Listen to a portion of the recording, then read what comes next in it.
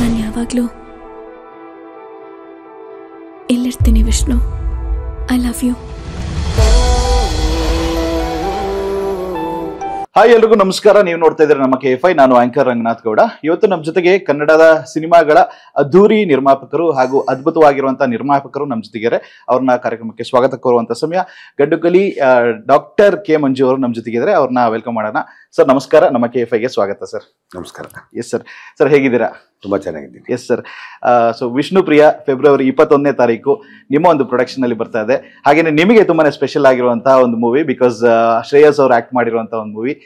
Trailer ನೋಡಿದ್ವಿ sir, ಅದ್ಭುತವಾಗಿ ಬಂದಿದೆ. ಅಂಡ್ ಟ್ರೈಲರ್ ಕಟ್ ನಲ್ಲಿ ಹೇಳುವಂತ ವಿಷಯಗಳನ್ನ ಬಹಳಷ್ಟು ಹೇಳೋದಕ್ಕೆ ಹೇಳಿದಿರಾ. ಬಟ್ ಆದ್ರೆ ಮೂವಿನಲ್ಲಿ ಇನ್ನೂ ಏನ್ ಇರ್ಬೋದು ಅನ್ನೋದನ್ನ ಜನರು ತುಂಬಾನೇ ಕ್ಯೂರಿಯಾಸಿಟಿಯಿಂದ ಕಾಯ್ತಾ ಇದಾರೆ ಸರ್. ಫಸ್ಟ್ ಆಫ್ ಆಲ್ ನಿಮಗೆ ಹುಟ್ಟುಹಬ್ಬದ ಶುಭಾಶಯಗಳು, belated wishes sir. So movie ಹೇಗ್ ಮೂಡಿ ಬಂದಿದೆ ಸರ್, ನೀವು ನೋಡಿದೀರಾ ಅಂತ ಹೇಳಿದ್ರೆ? ಸುಮಾರು ನಾನು 48-49 ಸಿನಿಮಾ ಆಗಿದೆ. ಹೌದು.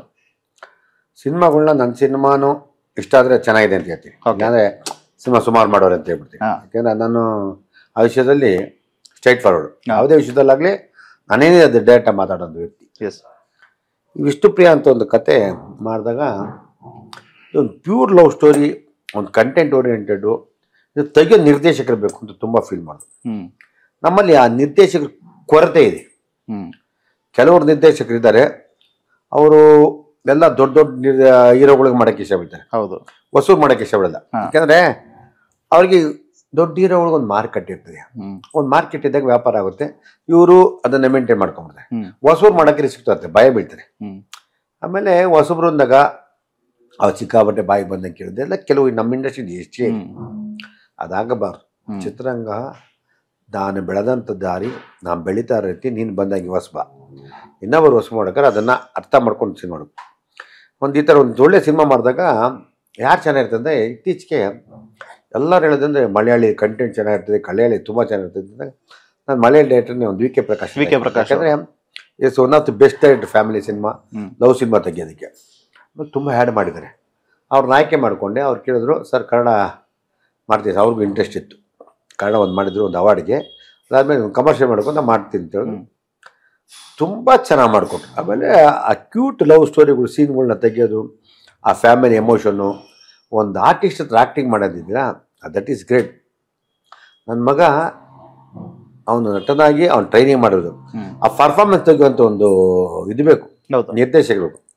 ಆ ನಿರ್ದೇಶಕರು ಇಲ್ಲ ಅದು ಮಂಜು ಸರ್ ಆ ಥರ ಬೇಡ ಸರ್, ನನಗೆ ಈ ಥರ ಬೇಕು, ಶೇಸ್ ಇದು ಓವರ್ ಬೇಡ, ಈ ಥರ ಒಂದು ಆ ಕ್ಯಾರೆಕ್ಟರ್ಗೆ ಇನ್ವಾಲ್ವ್ಮೆಂಟ್ ಮಾಡುವಂಥ ಒಬ್ಬ ನಿರ್ದೇಶಕ ಬೇಕು. ಹೌದು. ಅದಕ್ಕೆ ಅವ್ರ ನಿರ್ದೇಶಕನ ಆಯ್ಕೆ ಮಾಡ್ಕೊಂಡೆ.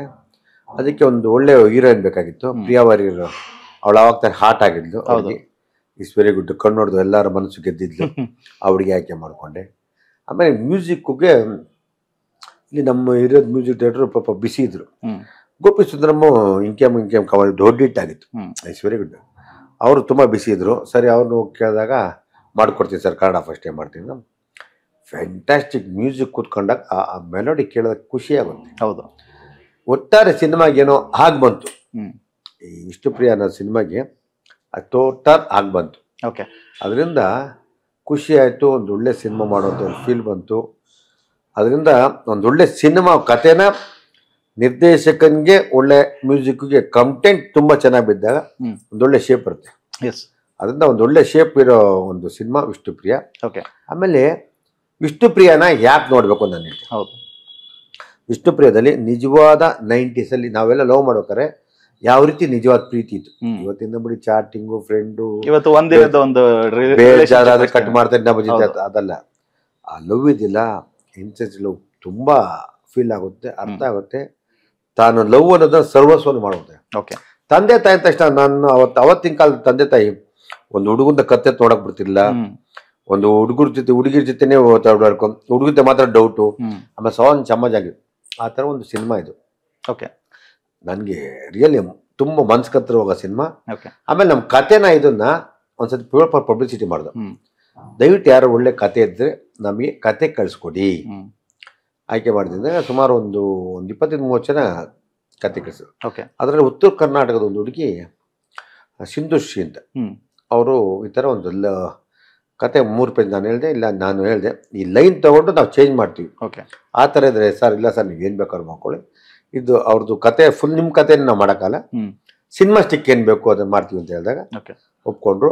ಆ ಕತೆ ತಗೊಂಡು ನೈಜ ಘಟನೆ ಆಧಾರಿತ ಚಿತ್ರವನ್ನು ಆ ಕತೆ ಮಾಡಿದ್ಮೇಲೆ ಸುಮಾರು ತುಂಬ ಅದನ್ನು ಯಾವ ಹುಡುಗ ನೋಡಿ ಅವ್ರಿಗೆ ಆಸೆಟ್ ಆಗ್ಬಿಟ್ಟ, ಅವ್ರಿಗೂ ಹೊಡೆದ್ಬಿಟ್ಟ, ಅವಳು ಸ್ಟೇಷನ್ಗೆ ಹೋಗ್ಬಿಟ್ಟ, ಇದು ತುಂಬ, ಯಾಕೆಂದರೆ ಪ್ರೀತಿ ಮಾಡೋರು ಬಿಟ್ಟೋ ತಕ್ಷಣ ಅವ್ರ ಕತೆ ತಡ್ಕೊಳಕ್ಕಾಗಲ್ಲ, ಆ ಎಮೋಷನ್ ಇದೆ. ನಿಜವಾದ ಪ್ರೀತಿ ಮಾಡೋರು ಆ ಥರ ಇದ್ದಾಗ ನಮಗೆ ಅನಿಸ್ತದೆ ಒಳ್ಳೆ ಕತೆ ಆಯ್ಕೆ ಮಾಡ್ಕೊಂಡು ನಾನು ಅದರಿಂದ ಆಯಿತು ವಿಷ್ಣುಪ್ರಿಯನ ಒಂದು ಒಳ್ಳೆ ಕತೆ, ಹುಡುಗ ಹುಡುಗಿಗಂತೂ ಇಷ್ಟವಾದ ಕತೆ. ತಂದೆ ತಾಯಿನೂ ತಾನು ಎತ್ತಿರ್ಬೋದು, ಬೆಳೆಸಿರ್ಬೋದು, ಅಂದರೆ ಅವ್ರಿಗೂ ಫ್ರೀಡಮ್ ಕೊಡೋದು. ಈಗ ಅವ್ರಿಗೆ 25 ವರ್ಷ ಆದಮೇಲೆ ಇನ್ನೊಂದು 15 ವರ್ಷ ಅವ್ರ ಜೊತೆಲಿರ್ತೀವಿ, ಅವ್ರ ಫ್ರೀಡಮ್ ಅವ್ರ ಫ್ಯೂಚರ್ ನೋಡ್ಕೊತಾರೆ. ಅದಕ್ಕೆ ಅವ್ರನ್ನ ಫ್ರೀ ಬಿಟ್ರೆ ಅವರು ಜೀವನದ ಆಯ್ಕೆ ಮಾಡ್ಕೊಳ್ಳೋದಿರ್ಬೋದು, ಅವ್ರ ಫ್ರೆಂಡ್ಶಿಪ್ ಇರ್ಬೋದು, ಎಲ್ಲದನ್ನು ಹುಷಾರು ಮಾಡಿರ್ತಾರೆ. ಅದಕ್ಕೆ ವಿಷ್ಣುಪ್ರಿಯ ನೋಡಿದ್ರೆ ಅರ್ಥ ಆಗತ್ತೆ. ಓಕೆ, ಇನ್ನು ಸರ್ ನೀವು ಇಂಡಸ್ಟ್ರಿನಲ್ಲಿ ಸುಮಾರು ಮೂವೀಸ್ಗಳನ್ನ ಪ್ರೊಡ್ಯೂಸ್ ಮಾಡಿದ್ದೀರಾ ಆ್ಯಂಡ್ ನಿಮ್ಮದೇ ಓನ್ ಬ್ಯಾನರ್ ಕೂಡ ಇದೆ. ಸೊ ಅವಾಗಿನ ಕಾಲದ ಮೂವೀಸ್ಗಳಲ್ಲಿ ನೀವು ಕೋಟಿ ಕೋಟಿ ವೆಚ್ಚ ಹಾಕ್ಬಿಟ್ಟು ಕೆಲವೊಂದು ಸಿನಿಮಾಗಳು ತಕ್ಕ ಮಟ್ಟಿಗೆ ಆಗದೇನೆ ಇದ್ದಾಗ ಹೀರೋಗಳು ಅಂದ್ರೆ ವಿಷ್ಣು ಸರೇ ಆಗಿರ್ಲಿ, ಅಂಬರೀಶ್ ಸರೇ ಆಗಿರ್ಲಿ, ಯಾರೇ ಆಗಿರ್ಲಿ, ಅವಾಗಿನ ಕಾಲದ ಹೀರೋಗಳು ಮತ್ತೆ ಇನ್ನೊಂದು 3-4 ಮೂವೀಸ್ಗಳನ್ನ ಬ್ಯಾಕ್ ಟು ಬ್ಯಾಕ್ ಅದೇ ಪ್ರೊಡ್ಯೂಸರ್ ಜೊತೆ ಮಾಡಿಕೊಟ್ಟು ಆ ಅಮೌಂಟ್ ಅನ್ನ ರಿಕವರ್ ಮಾಡೋದಕ್ಕೆ ಹೆಲ್ಪ್ ಮಾಡ್ತಾ ಇದ್ರು ಸರ್.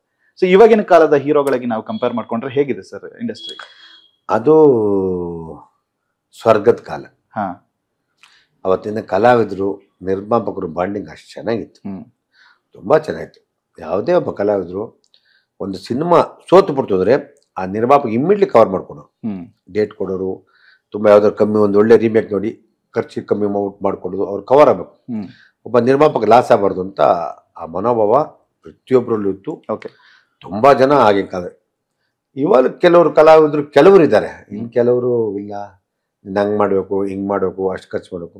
ಆಮೇಲೆ ಇವತ್ತಿಂದ ಕೆಲವರಿಗೆ ನಿರ್ಮಾಪಕರು ಎಲ್ಲ ಹೊಸಬ್ರು ಬಂದಾಗ ಇವ್ರು ಹೊಸಬ್ರು ಏನು ಅಂದರೆ ನಾನು ಅಷ್ಟು ಕೋಟಿ ಖರ್ಚು ಮಾಡೋದು ಗೆಲ್ತೀನಿ ಅಂತ ಒಂದು ಮೈಂಡ್ ಬಂದ್ಬಿಟ್ಟಿದೆ. ಸಿನಿಮಾ ಕಾಸಿಂದ ಗೆಲ್ಸಲ್ಲ, ಸಿನಿಮಾ ಕಥೆಯಿಂದ ಗೆಲ್ಸಲ್ಲ. ಹೌದು, ಸಿನಿಮಾ ಅರ್ಥ ಆಗಬೇಕು. ನೀನು ತುಂಬ ಖರ್ಚು ಮಾಡಿಬಿಟ್ರೆ ಸಿನಿಮಾ ಹೋಗಲ್ಲ. ಆಮೇಲೆ ನೀನು ಸುಮಾರು ನಿನ್ನ ಕಥೆಯಲ್ಲಿ ಕಮ್ಮಿ ಖರ್ಚು ಮಾಡು, ಕತೆ ಇಷ್ಟ ಆದರೆ ಸೂಪರ್ ಹಿಟ್ ಆಗುತ್ತೆ. ಚೆಲುವಿನ ಚಿತ್ರ, ಹೌದು, ಕತೆ. ಈ ಮರಾಠಿಲಿ ಒಂದು ಸಿನಿಮಾ ಬಂತು, ಸೈರಾಟು ಕತೆ. ನಮ್ಮ ಇದು ಎಸ್ ನಾರಾಯಣ್ ಮುರಳಿ ಮಾಡಿದೊಂದು ಇದು ದೊಡ್ಡಿಟ್ಟು ಚಂದ್ರಚಕೋರಿ, ದೊಡ್ಡಿಟ್ಟು ಕತೆ. ಇವೆಲ್ಲ ಇದೆಯಲ್ಲ, ಏಕ್ ತುಜೆಗಿಲೆ ಕತೆ, ಮೇನಾ ಪ್ಯಾರ್ಗೆ ಕತೆ, ಇವೆಲ್ಲ ಕಥೆಯಿಂದ ಹೋಗಿರೋ ಸಿನಿಮಾ. ಕತೆಗೆ ತಕ್ಕಂಥ ಪಾತ್ರ ಸಿಗ್ತಾಗ ಅದೇ ಅವತ್ತಿನ ಕಾಲದ ಹೀರೋಗಳಿಗೆ ಬಿಡಿ. ಇವತ್ತು ಕೆಲವರು ಇವತ್ತು ಸಾಕರಿಸ್ತಾರೆ, ಇನ್ನು ಕೆಲವರು ಲೆಕ್ಕಕ್ಕೆ ಅವ್ರು ಪಿಕ್ಚರ್ ಹೋದ ಪಡೆದ ನೆಕ್ಸ್ಟ್ ಇನ್ನೊಬ್ಬ ಇದ್ದಾನೆ, ಆ ಥರ ಮಟ್ಟಲ್ಲಿ ಇವತ್ತು ಕೆಲವರು ಇದ್ದಾರೆ. ಓಕೆ ಸರ್, ಸುಮಾರು ಒಂದು 30 ವರ್ಷ ಪ್ಲಸ್ ಎಕ್ಸ್ಪೀರಿಯನ್ಸ್ ಇರುವಂತ ಈ ಒಂದು ಇಂಡಸ್ಟ್ರಿನಲ್ಲಿ ಸರ್ ನೀವು ಮಾಡಿರುವಂತ ಮೂವೀಸ್ಗಳಲ್ಲಿ ಹೈಯೆಸ್ಟ್ ರೆಮ್ಯುನರೇಷನ್ ಯಾರಿಗೆ ಕೊಟ್ಟಿದ್ದೀರಾ ಸರ್ ನೀವು? ಅಂದರೆ ನನಗೆ ಇವತ್ತೇನು ಒಂದು ಚಿತ್ರರಂಗದಲ್ಲಿ ಯಾವುದೇ ಕಲಾವಿದರಾಗಲಿ ಅವ್ರೇನು ಮಾರ್ಕೆಟಲ್ಲಿ ತಗೋತಾರೆ ಅದನ್ನು ನಾನು ಹೇಳಲ್ಲ. ಓಕೆ, ನಾನು ಹೇಳ್ತೀನಿ ಬ್ರದರ್ ಇಷ್ಟು ಕೊಡ್ತೀನಿ, ನನಗೆ ಇಷ್ಟು ಕೊಟ್ಟರೆ ವರ್ಕೌಟ್ ಆಗುತ್ತೆ, ನಾನು ಇಷ್ಟು ಖರ್ಚು ಮಾಡ್ತೀನಿ, ನಾನು ಇವತ್ತು ಜನಗಳಿಗೆ ಏನ್ಬೇಕು ಆ ಕಂಟೆಂಟ್ ಕೊಡ್ತಿದ್ದಾಗ ನನಗೆಲ್ಲರೂ ಸಾಕ ಸರ್. ಓಕೆ, ನಾನು ಸುಳ್ಳು ಹೇಳ್ಬಾರ್ದು. ಪ್ರತಿಯೊಬ್ಬ ಕಲಾವಿದರು, ನಾನು AR ರೆಹಮಾನ್ ಜೊತೆ ಸಿನಿಮಾ ಮಾಡಿದ್ದೀನಿ, ಕಮಲ್ ಹಾಸನ್ ಸರ್ ಜೊತೆ ಮಾಡಿದ್ದೀನಿ, ವಿಷ್ಣು ಸರ್ ಜೊತೆ, ಉಪೇಂದ್ರ ಜೊತೆ, ಸುದೀಪ್ ಜೊತೆ, ದರ್ಶನ್ ಎಲ್ಲ ಜೊತೆ ಮಾಡಿದ್ದೀನಿ. ಯಾರು ನಮಗೆ ಇವತ್ತು ಗಂಟ ಅವ್ರಿಗೆ ಏನು ಹೇಳಿದ್ರು ಸರ್ ಇಷ್ಟು ಕೊಟ್ಟು ಅಂದಾಗ ಅಕ್ಸೆಪ್ಟ್ ಮಾಡ್ತಾರೆ. ಯಾಕೆಂದರೆ ರೆಗ್ಯುಲರ್ ಪ್ರೊಡ್ಯೂಸರ್ನ ಯಾರು ಕಳ್ಕೊಳ್ಳಲ್ಲ. ರೆಗ್ಯುಲರ್ ಪ್ರೊಡ್ಯೂಸರ್ ಸಿನಿಮಾ ಮಾಡೋದಕ್ಕೆ ಕಷ್ಟ. ಇವತ್ತಿಂದ ನನಗೆ ಆ ರೀತಿ ಯಾರು ಇನ್ಕ್ಲೂಡ್ ಗಣೇಶ್ ಆಗಿರ್ಬೋದು, ಇವತ್ತು ನಂಗೆ ಶಿಲ್ಪ ಆಗಲಿ ಗಣೇಶ್ ಆಗಲಿ ಒಂದು ದಿನ ನನ್ನ ಹತ್ರ ಗಣೇಶ ಮಾತಾಡ ಮಂಜನ ಮಾಡಿ ಅಷ್ಟೇ. ಯಾಕಂದರೆ ಆ ರಿಲೇಷನ್ ಭಾವನೆ ಅಲ್ಲಿ ಎಲ್ಲ ದುನಿಯಾ ವಿಜಯ್ ಆಗಿರ್ಬೋದು, ನನಗೆ ಗಣೇಶ್ ಆಗಿರ್ಬೋದು, ಸುದೀಪ್ ಅವ್ರು ಆಗಿರ್ಬೋದು, ನಮ್ಮ ದರ್ಶನ ಒಂದು ಸಿನಿಮಾ ಮಾಡಿದ್ವಿ, ರವಿಚಂದ್ರ ಆಗಿರ್ಬೋದು, ಪ್ರತಿಯೊಬ್ಬರು ಈ ಒನ್ ಆಫ್ ದಿ ನಾನು ಫ್ಯಾಮಿಲಿ ಥರ. ಆಮೇಲೆ ನಾನೇಂದ್ರೆ ಏನು ಮಾತಾಡ್ತೀನಿ ಅದು ಕೊಟ್ಟು ಬಿಡ್ತೀನಿ. ನಮ್ಮ ಚಿತ್ರರಂಗದಲ್ಲಿ ಮಾತಾಡ್ತಾರೆ, ಕಾಸು ಕೊಡಲ್ಲ, ತಪ್ಪದು. ನೀವು ಮಾತಾಡ್ಬೇಕಾದ್ರೆ ಕಟ್ಟ ಮಾತಾಡ್ಬಿಟ್ರೆ ಇಟ್ಸ್ ಗುಡ್ ರಿಲೇಷನ್ನು. ನನಗೆ ಯಾರು ಇವತ್ತು ಗಂಟ ಡಿಮ್ಯಾಂಡ್ ಮಾಡಿಲ್ಲ, ಮುಂದಕ್ಕೂ ಮಾಡಲ್ಲ. ಇಟ್ಸ್ ಒನ್ ಆಫ್ ದಿ, ನಾನು ಸೀನಿಯರ್ ಪ್ರೊಡ್ಯೂಸರಿಂದ 50 ಸಿನಿಮಾ ಮಾಡಿದ್ದೀನಿ, ಎಲ್ಲರೂ ನನ್ನ ಜೊತೆ ಕೋಪರೇಷನ್ ಇರ್ತಾರೆ. ಆಮೇಲೆ ನಾನು ಮಾರ್ಕೆಟಲ್ಲಿ ಏನು ವ್ಯಾಪಾರ ಇರುತ್ತೆ, ಏನು ಖರ್ಚಾಗುತ್ತೆ ಅದಕ್ಕೆ ಮ್ಯಾಕ್ಸಿಮಮ್ ಡ್ರಾ ಮಾಡಕ್ಕೆ ಟ್ರೈ ಮಾಡ್ತೀನಿ. ಹೋದ್ರೆ ಒಂದು 10%, ಬಂದ್ರೆ ಒಂದು 20%. ಅದ್ರ ಮೇಲೆ ಎಕ್ಸ್ಪೆಕ್ಟೇಷನ್ ಮಾಡಿದ್ರೆ ಭಗವಂತ ತಗೊಂಡು. ಓಕೆ.